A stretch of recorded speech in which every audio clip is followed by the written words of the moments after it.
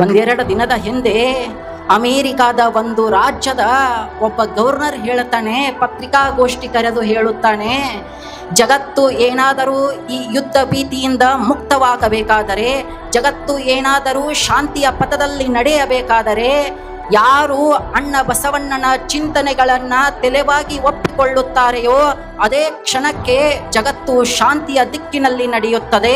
ಅದಕ್ಕೋಸ್ಕರ ಬಸವಾದಿ ಶಿವಶರಣರ ಮಾರ್ಗದಲ್ಲಿ ಜಗತ್ತು ಮುನ್ನಡೆಯುವಂತಾಗಬೇಕು.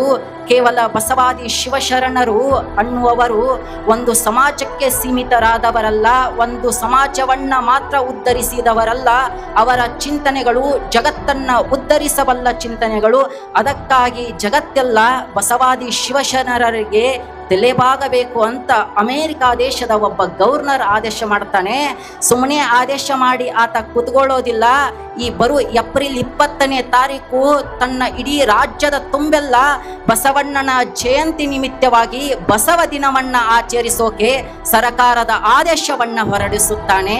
ಭಾರತದ ರಾಜ್ಯಪಾಲ ಅಲ್ಲ, ಭಾರತದ ಗವರ್ನರ್ ಅಲ್ಲ, ಎಲ್ಲೋ ಅಮೇರಿಕಾದಲ್ಲಿರುವ ಗವರ್ನರ್ ಈ ಆದೇಶವನ್ನ ಹೊರಡಿಸ್ತಾನೆ. ಅಂದ್ರೆ ನಮಗೆಲ್ಲರಿಗೂ ತಿಳಿಯಬೇಕು, ಬಸವಣ್ಣ ಕೇವಲ ಒಂದು ಸಮಾಜಕ್ಕೆ ಸೀಮಿತನಾದವನಲ್ಲ, ಕೆಲವು ಜನರಿಗೆ ಸೀಮಿತನಾದವನಲ್ಲ, ಒಂದು ಪ್ರಾಂತ್ಯ ಒಂದು ಭಾಷೆಗೆ ಸೀಮಿತನಾದವನಲ್ಲ. ಆತ ಜಗತ್ತಿಗೆ ಸೀಮಿತನಾದವನು. ಜಗತ್ತನ್ನ ಉದ್ಧರಿಸಲು, ಜಗತ್ತಿಗೆ ಬೆಳಕಿನ ಮಾರ್ಗ ತೋರಲು ಬಂದವನು ಅಣ್ಣ ಬಸವಣ್ಣ.